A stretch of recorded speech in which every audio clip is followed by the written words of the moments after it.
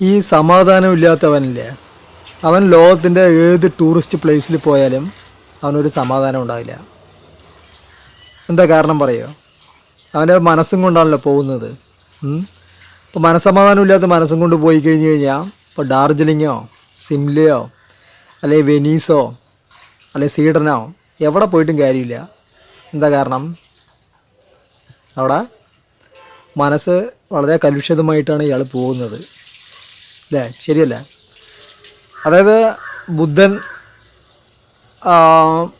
ഒരു 8 വർഷം അലഞ്ഞു തിരിഞ്ഞ് തിരിച്ച് വീട്ടിലോട്ട് വരികയാണ് സത്യത്തെ കണ്ടെത്തിയിട്ട്. ആഗ്രഹമാണ് എല്ലാ ദുഃഖങ്ങൾക്കും കാരണം എന്നുള്ള ആ സത്യം കണ്ടെത്തിയിട്ട് ബുദ്ധൻ വീട്ടിലേക്ക് വരുന്ന സമയത്ത് അദ്ദേഹത്തിൻ്റെ അച്ഛൻ ഒരുപാട് ശകാരിച്ചു. കിടക്കുന്ന സമയത്ത് വീട്ടിലേക്ക് പറഞ്ഞാൽ കൊട്ടാരത്തേക്ക് വരുന്ന സമയത്ത്. എന്താ കാരണം? 8 വർഷം മുമ്പ് ഭാര്യ പ്രസവിച്ചിട്ട് അന്ന് വൈകുന്നേരം ആൾ മുങ്ങിയതാണ്. അപ്പോൾ കൺഗ്രാജുലേഷൻസ് ഒന്നും പറയാൻ പറ്റില്ലല്ലോ. ഒരേ ശകാരമായിരുന്നു. ബുദ്ധൻ ഒന്നും മിണ്ടിയില്ല, മിണ്ടാൻ നിന്ന് കേട്ടു. അതിനുശേഷം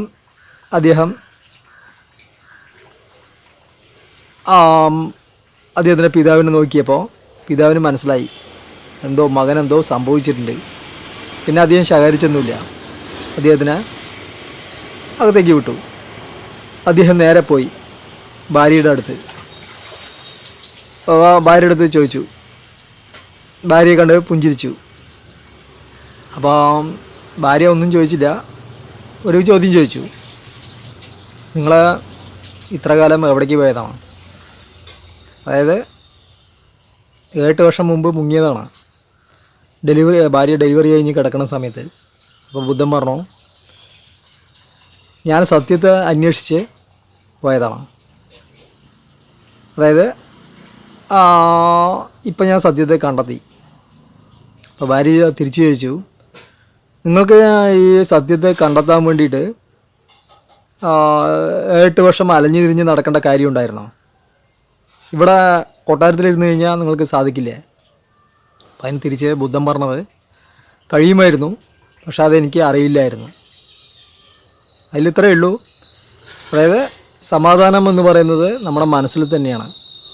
അത് ഉണ്ടാകുമ്പോൾ നമ്മൾ പുറത്തൊക്കെ പോയിട്ട് സമാധാനം അന്വേഷിച്ചുകൊണ്ടിരിക്കുകയാണ്. അതിൻ്റെ ആവശ്യമില്ല, നമ്മുടെ മൈൻഡ് ക്ലിയർ ആക്കിയാൽ മതി. അതാണ് ബുദ്ധൻ നൽകിയ പാഠം. ഓക്കെ, അപ്പോൾ നമുക്ക് അടുത്ത വീഡിയോയിൽ കാണാം. അപ്പോൾ ഇനിയും സബ്സ്ക്രൈബ് ചെയ്യാത്ത ആളുകളെ സബ്സ്ക്രൈബ് ചെയ്യുക, സപ്പോർട്ട് ചെയ്യുക. Okay, like and comment.